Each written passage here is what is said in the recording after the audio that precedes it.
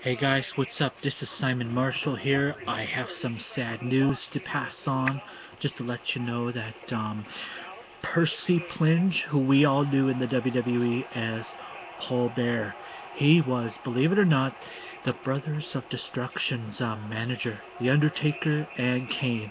He came to the WWF in 1991, and he was introduced by Brother Love, and I just found out right now from Cam Rogerson from Oklahoma. Cameron, thanks for the info, and believe it or not, JR's Twitter, yeah, he postponed it because, believe it or not, he knew Percy Pledge from the WCCW, and so did Michael Hayes. So, believe it or not, it's on Michael Hayes's, believe it or not, oh, hang on a second.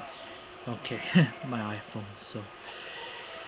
Anyhow, I remember Paul Bear coming in. He went to WrestleMania 7 with The Undertaker. When he took on Superfly Jimmy Snuka, he was at WrestleMania 8. And what I remember about Paul Bear is the talk show, The Funeral Parlor. Oh man, it was a really, really good,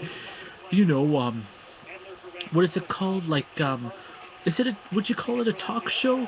But it was awesome because, believe it or not, The Undertaker was part of it once in a while. Like, well, think about this.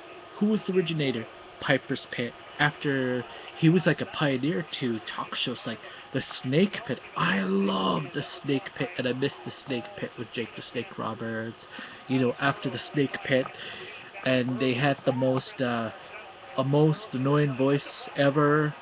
The guy who did I love you, Brother Love, aka Bruce Prichard.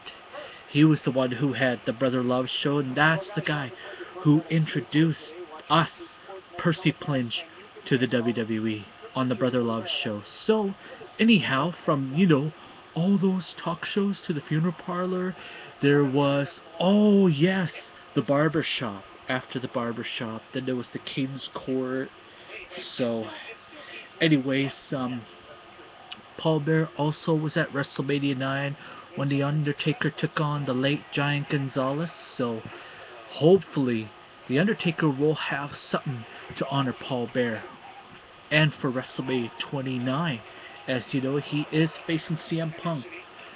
So, from there was, oh man, who else was there? Oh, WrestleMania 11, and believe it or not, they both missed WrestleMania 10 because The Undertaker had to take some time off after the Royal Rumble because the late Rodney Onawati Yokozuna put him in the casket from the helps of Bam Bam Bigelow, Bastion Booger, the Head Shrinkers, Kevin Nash, all those guys, Bam Bam Bigelow, and all them. So, and from there, he was at WrestleMania 12 with Undertaker when he took on the legendary Kevin Nash, Big Sexy, and then after that, he was gone from the Undertaker after that. WrestleMania 13, Undertaker was on his own, so Paul Bear had, believe it or not, he had some combinations from Mick Foley, Mankind. Another guy who also remembers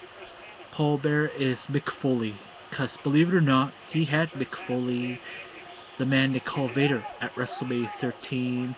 Then 14, he had Glenn Jacobs, who we remember as Isaac Yankem / Kane, and Fake Daddy Cool Diesel. That's what I remember. And then he was at 15 when the late Big Boss Man got hung up on the rope at Hell in a Cell at WrestleMania 15. That was scary as hell. And then from there was 18.